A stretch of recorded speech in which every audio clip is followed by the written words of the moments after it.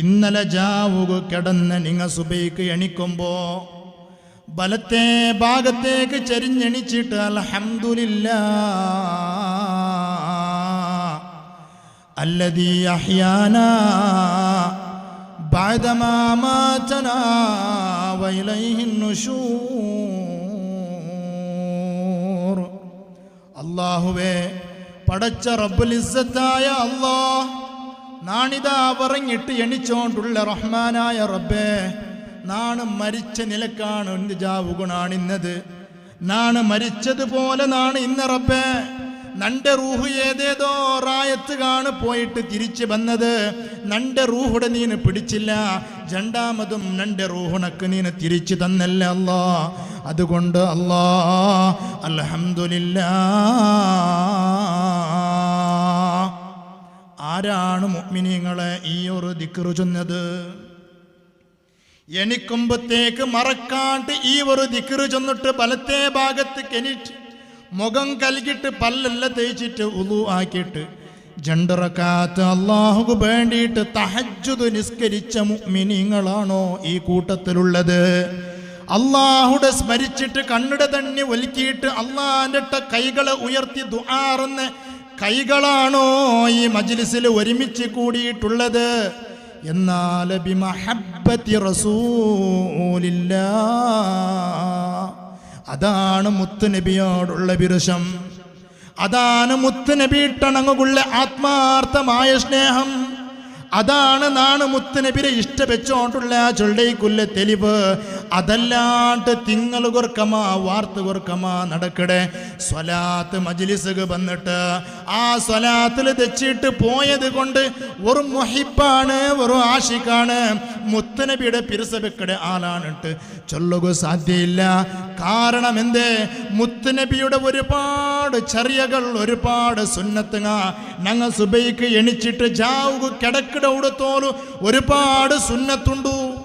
ഈ സുന്നത്തിറ എടുക്കുമ്പാണ് മുഅ്മിനെ നാണും നീനും മുഹിബ്ബു റസൂലില്ല.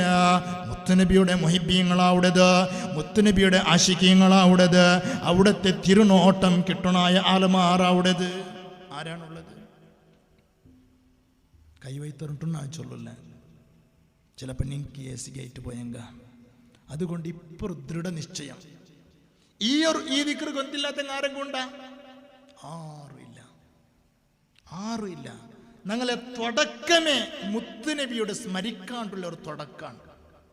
ഞങ്ങളെ ഓപ്പണിംഗ് ഡേ മുത്തുനബിയുടെ ചിന്തിക്കാണ്ട്, മുത്തുനബിയെ നെണപ്പാക്കാണ്ടുള്ള ഒരു ഡേ ആണ്. എവിടെ ബർക്കത്തുണ്ടാവും?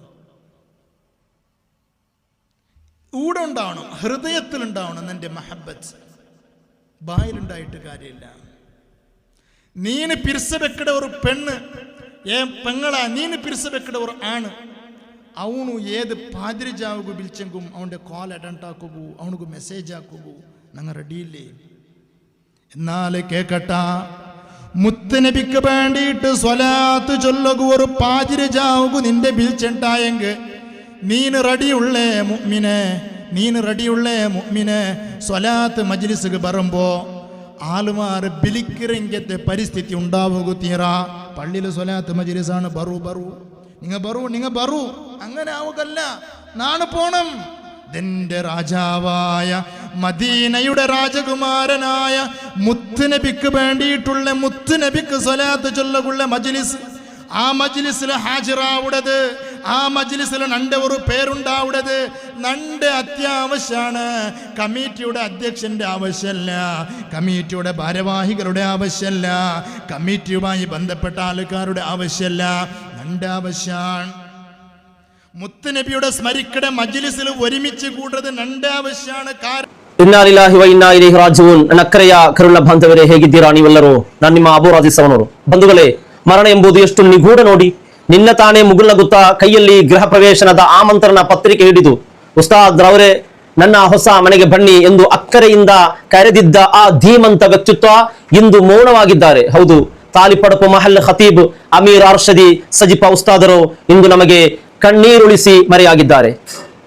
ಯಾವ ಮನೆಯಲ್ಲಿ ಸಡಗರ ಗೃಹ ಪ್ರವೇಶನ ನಡೆಯಬೇಕಿತ್ತೋ, ಯಾವ ಹೊಸ್ತಿಲ ಮೇಲೆ ಅವರು ಸಂಭ್ರಮದಿಂದ ಕಾಲಿಡಬೇಕಿತ್ತೋ ಅದೇ ಮನೆ ಅಂಗಳದಲ್ಲಿ ಇಂದು ಅವರ ಜನಾಜ ಮಲಗಿದೆ. ಅಬ್ಬಾ, ವಿಧಿಯ ಆಟ ಎಂತಹದ್ದು! ಸಂಭ್ರಮಕ್ಕೆ ಸಿದ್ಧರಾಗಿದ್ದ ಮನೆಯಲ್ಲಿ ಇಂದು ಮರಣದ ಸೂತಕ ಆವರಿಸಿದೆ. ಅಲ್ಲಾಹನ ಕಲಾಂನಲ್ಲಿ ಅಲ್ಲಾಹನು ಹೇಳುತ್ತಾನೆ, ಕುಲ್ಲು ನಫ್ಸಿನ್ ದಾಯಿಕತುಲ್ ಮೌತ್, ಪ್ರತಿಯೊಂದು ಜೀವಿಯು ಮರಣದ ರುಚಿಯನ್ನು ಸವಿಯಲೇಬೇಕು. ಕುರ್ಆನ್. ಈ ಮರಣ ನಮಗೊಂದು ದೊಡ್ಡ ಪಾಠ. ನಾವು ಕಟ್ಟುವ ಬಂಗಲೆಗಳು, ನಾವು ಮಾಡುವ ಆಸೆಗಳು ಎಲ್ಲೋ ಒಂದು ಕ್ಷಣದ ಧೂಳಾಗಬಲ್ಲವು ಎಂಬುದು ಇದಕ್ಕಿಂತ ದೊಡ್ಡ ಉದಾಹರಣೆ ಬೇಕೇ? ನಗುನಗುತ್ತಾ ಇದ್ದ ಮುಖಗಳು ಅದೆಷ್ಟು ಬೇಗ ಮಾಯವಾಗುತ್ತವೆ ಎಂಬುದನ್ನು ನೆನೆದರೆ ಎದೆ ನಡುಗುತ್ತದೆ. ಆದರೆ ಈ ಮರಣದ ಹಿಂದೆ ನಮಗೆ ಸಮಾಜಕ್ಕೆ ನೀಡಲು ಇರುವ ಆ ಕಟ್ಟು ಸತ್ಯವೇನು? ಅದನ್ನು ಕೇಳುವಾಗ ನಿಮ್ಮ ಕಣ್ಣುಗಳು ತೇವಗೊಳ್ಳುವುದು ಖಂಡಿತ. ಪ್ರೀತಿಯ ಬಂಧುಗಳೇ, ನೋಡಿ, ನಮ್ಮ ಪ್ರೀತಿಯ ಅರ್ಷದಿ ಉಸ್ತಾದ್, ಒಮ್ಮೆ ಕಣ್ಣು ಮುಚ್ಚಿ ಆ ಕ್ಷಣವನ್ನು ಕಲ್ಪಿಸಿಕೊಳ್ಳಿ. ಅಮೀರ್ ಅರ್ಷದಿ ಉಸ್ತಾದರು ಅದೆಷ್ಟು ಕನಸು ಕಂಡು ಆ ಮನೆಯನ್ನು ಕಟ್ಟಿರಬಹುದು ಅಲ್ವೇ? ತನ್ನ ಸಂಸಾರದೊಂದಿಗೆ, ಮಕ್ಕಳೊಂದಿಗೆ ಆ ಹೊಸ ಮನೆಯಲ್ಲಿ ಬದುಕಬೇಕೆಂದು ಅದೆಷ್ಟು ಆಸೆ ಕಟ್ಟಿರಬಹುದು. ಆಮಂತ್ರಣ ನೀಡುವಾಗ ಅವರ ಮುಖದಲ್ಲಿ ಅದೆಂತಹ ತೃಪ್ತಿಯ ನಗು ಇರಬಹುದು. ಆದರೆ ನಿನ್ನೆ ಸೋಮವಾರ ರಾತ್ರಿ ಸಂಭವಿಸಿದ ಆ ಒಂದು ಹೃದಯಘಾತ ಎಲ್ಲವನ್ನು ಕಸಿದುಕೊಂಡಿತ್ತು. ಯಾವ ಮನೆಯ ಅಡಿಪಾಯಕ್ಕೆ ಬೆವರು ಸುರಿಸಿದ್ದರೋ, ಯಾವ ಗೋಡೆಗಳಿಗೆ ಬಣ್ಣ ಹಚ್ಚಿದರೋ, ಇಂದು ಅದೇ ಮನೆಯಿಂದ ಅವರ ಜನಾಜ ಹೊರಡುತ್ತಿದೆ. ಸುಬ್ಹಾನಲ್ಲಾಹ್.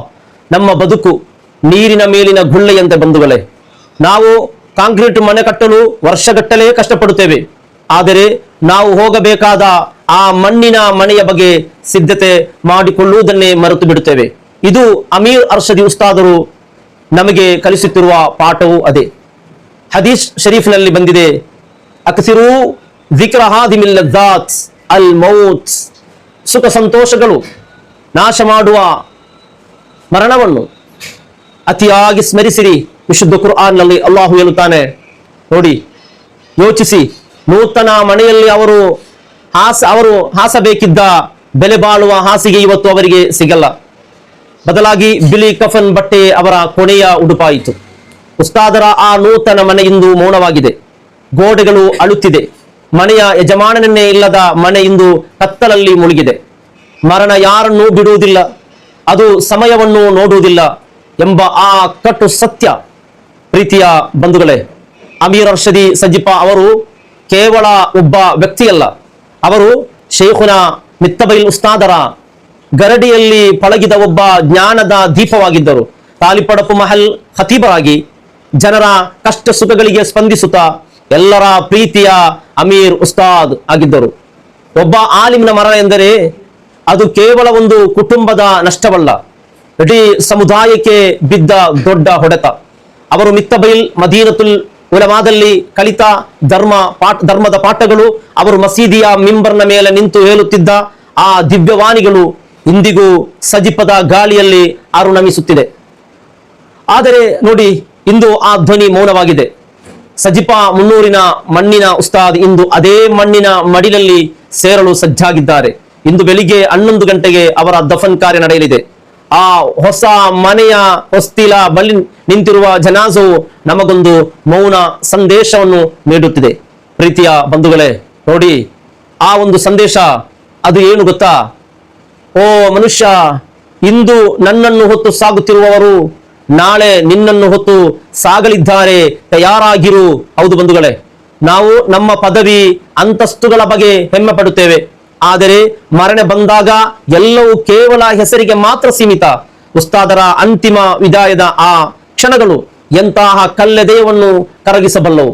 ಆ ಅಂತಿಮ ಪ್ರಾರ್ಥನೆ ಮತ್ತು ಉಸ್ತಾದ್ ನಮಗೆ ಬಿಟ್ಟು ಹೋದ ಸಂದೇಶ.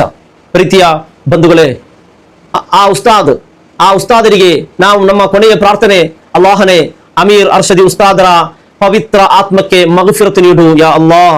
ಯಾವ ಹೊಸ ಮನೆಯಲ್ಲಿ ಅವರು ಬದುಕಬೇಕೆಂದು ಆಶಿಸಿದ್ದರೋ ಆ ಮನೆಯನ್ನು ಅವರಿಗೆ ಸ್ವರ್ಗದ ಉದ್ಯಾನವನ್ನಾಗಿ ಮಾಡು ಯಾ ಅಲ್ಲಾಹ್. ಅವರ ಅಗಲಿಕೆಯಿಂದ ಅನಾಥರಾದ ಅವರ ಪುಟ್ಟ ಮಕ್ಕಳಿಗೆ, ನೊಂದು ಬೆಂದಿರುವ ಕುಟುಂಬಕ್ಕೆ ಮತ್ತು ಮಿತ್ತಬೈಲ್ ಶಿಷ್ಯವೃಂದಕ್ಕೆ ಸಮಾಧಾನ ನೀಡು ಯಾ ಅಲ್ಲಾಹ್. ಅಲ್ಲಾಹುಮ್ಮ ಘಫಿರ್ ಲಹು ವರ್ಹಮ್ಹು ವಆಫಿಹಿ ವಅಫು ಅನ್ಹು. ಬಂಧುಗಳೇ, ಸಜಿಪ ಮುನ್ನೂರಿನ ಈ ಮಣ್ಣಿನ ಉಸ್ತಾದರಿಗೆ ಅಂತಿಮ ವಿದಾಯ ಸಲ್ಲಿಸೋಣ. ಈ ಮರಣ ನಮಗೊಂದು ಕನ್ನಡಿ. ನಾವು ನೋಡುತ್ತಿರುವ ಈ ಲೌಕಿಕ ಜಗತ್ತು ಕೇವಲ ಮರೀಚಿಕೆ. ಇಂದು ನಾವೊಬ್ಬರಿಗೆ ಗೃಹ ಪ್ರವೇಶದ ಆಮಂತ್ರಣ ನೀಡುತ್ತಿರಬಹುದು, ಆದರೆ ನಾಳೆ ನಮ್ಮ ಮರಣದ ಸುದ್ದಿಯನ್ನು ಇನ್ನೊಬ್ಬರು ಹಂಚಲಿದ್ದಾರೆ. ಮರಣ ಬರುವ ಮುನ್ನವೇ ಸಿದ್ಧರಾಗೋಣ. ಮಣ್ಣಿನ ಮೇಲಿನ ಮನೆಗಿಂತ ಮಣ್ಣಿನ ಒಳಗಿರುವ ಮನೆಯ ಬಗ್ಗೆ ಚಿಂತಿಸೋಣ. ಅಮೀರ್ ಉಸ್ತಾದರ ಅಗಲಿಕೆ ನಮ್ಮ ಕಣ್ಣುಗಳನ್ನು ಮಾತ್ರವಲ್ಲ, ನಮ್ಮ ಹೃದಯವನ್ನು ತೇವಗೊಳಿಸಲಿ. ಹೋಗಿ ಬನ್ನಿ ಉಸ್ತಾದ್, ನಿಮ್ಮ ದೀನಿ ಸೇವೆಗಳು ನಿಮ್ಮ ಕಬರ್ನಲ್ಲಿ ಬೆಳಕಾಗಲಿ. ಜಾಗೃತರಾಗಿರಿ. ಮರಣ ಅನಿರೀಕ್ಷಿತ, ಸತ್ಯದ ಹಾದಿಯಲ್ಲಿ ನಿಮ್ಮೊಂದಿಗೆ ನಿಮ್ಮ ಅಕ್ಕರೆಯ ಅಬು ರಾಜಿ ಸೌನೂರ್. ಅಸ್ಸಲಾಮು ಅಲೈಕುಂ ವರಹಮತುಲ್ಲಾಹಿ